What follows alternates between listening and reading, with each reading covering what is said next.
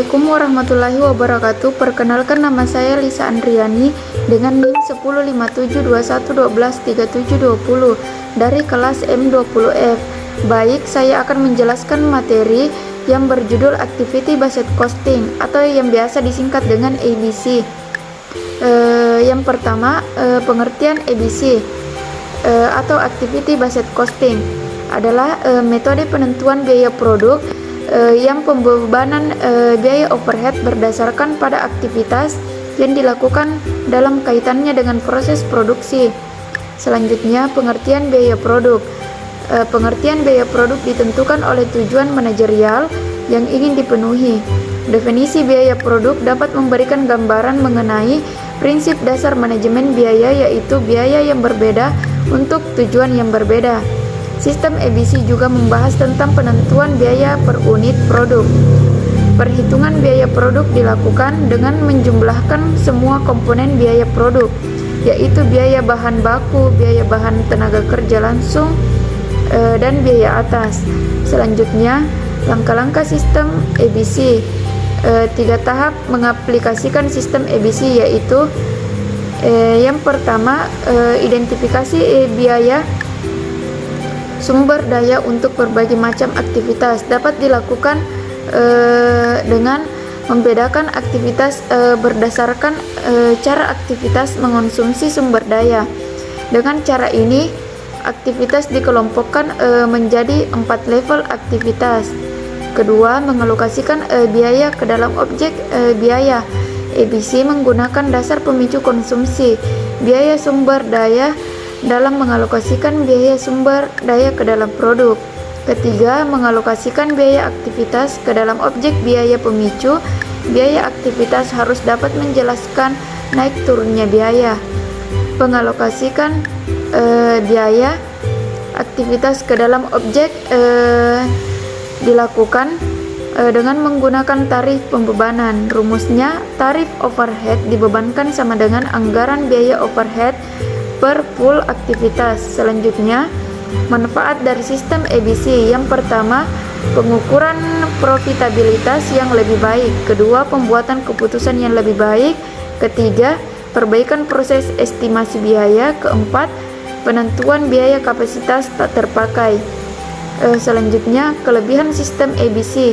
Yang pertama, biaya produk yang lebih akurat, baik pada industri manufaktur maupun industri jasa lainnya, khususnya jika memiliki proporsi biaya overhead pabrik yang lebih besar. Kedua, biaya ABC memberikan perhatian pada semua aktivitas, sehingga semakin banyak biaya tidak langsung yang dapat ditelusuri pada objek biayanya. Selanjutnya, kelemahan sistem ABC. Yang pertama, alokasi. Beberapa biaya dialokasikan secara sembarangan karena sulitnya menemukan aktivitas biaya tersebut. Kedua, mengabaikan biaya tertentu yang diabaikan dari analisis.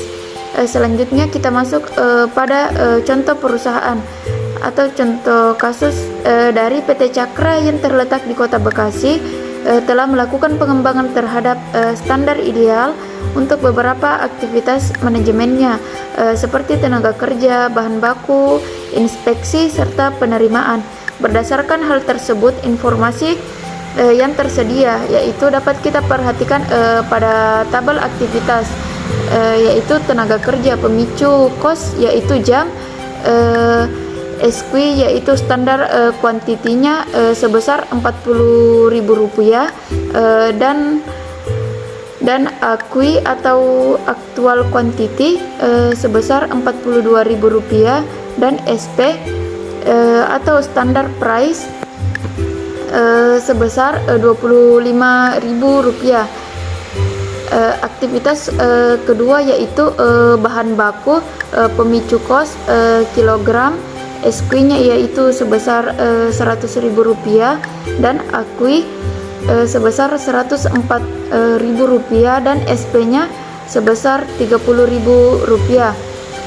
Selanjutnya, pada aktivitas inspeksi, pemicu kosnya yaitu jam inspeksi, SQ-nya 0, dan AQUI-nya sebesar Rp30.000, SP-nya sebesar Rp12.000. Aktivitas selanjutnya atau yang terakhir yaitu penerimaan. Pemicu kos yaitu pesanan. SQ-nya sebesar 150 dan akui 175 dan SP-nya Rp500.000. Penyelesaian dari tabel tersebut yaitu kos bernilai tambah untuk tenaga kerja yaitu 40.000 kali 25.000 sama dengan 1 juta. Selanjutnya kos tidak bernilai tambah untuk bahan baku yaitu 104.000 dikurang 100.000 kali 30.000 sama dengan 120 juta. Selanjutnya kos tidak bernilai tambah untuk inspeksi yaitu 30.000 dikali 12.000 sama dengan 360 juta. Selanjutnya kos sesungguhnya untuk penerimaan 175 kali 500.000 rupiah sama dengan 87.500.000 rupiah.